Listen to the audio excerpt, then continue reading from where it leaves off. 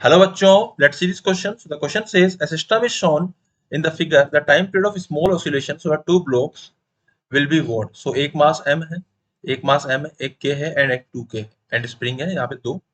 So first of all let's write the key concept that will be used here in this question. So the key concept is concept of reduced mass. And what is reduced mass? It is denoted by mu and it is written as m1 into m2 by m1 plus m2.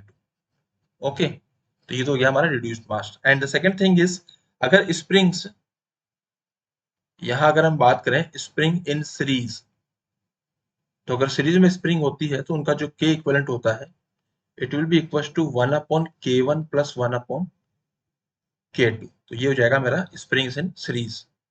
Okay, so चलिए इन question को solve करते हैं using the concepts. So the mu will be equals to what? So mu will be m1 into m2 by m1 plus m2. So it will be m into m by m plus m is 2m.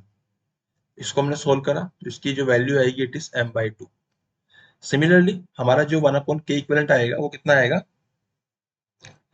तो मैं लिख दूंगा K equivalent will be equal to, अगर मैं इसको solve करता हूं तो इसको हम directly k1 into k2 by k1 plus k2 कर सकते हैं. तो when I will put the value of k1 and k2 तो it will B k into 2k divided by k plus 2k which is 3k.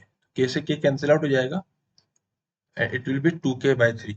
Okay, and what is the time period? So we know the time period is 2 pi under root of reduced mass by k equivalent, है ना? तो अब जो जो भी value हमको पता है उसकी वैल्यूज पुट कर दीजिए. 2 pi, what is reduced mass? It is m by 2 and what is k equivalent? It is 2k by 3. तो इसकी वैल्यू पुट कर दीजिए यहाँ पे. 2 pi अंडर रूट ऑफ, ऊपर आ जाएगा 3m, नीचे आ जाएगा 4k.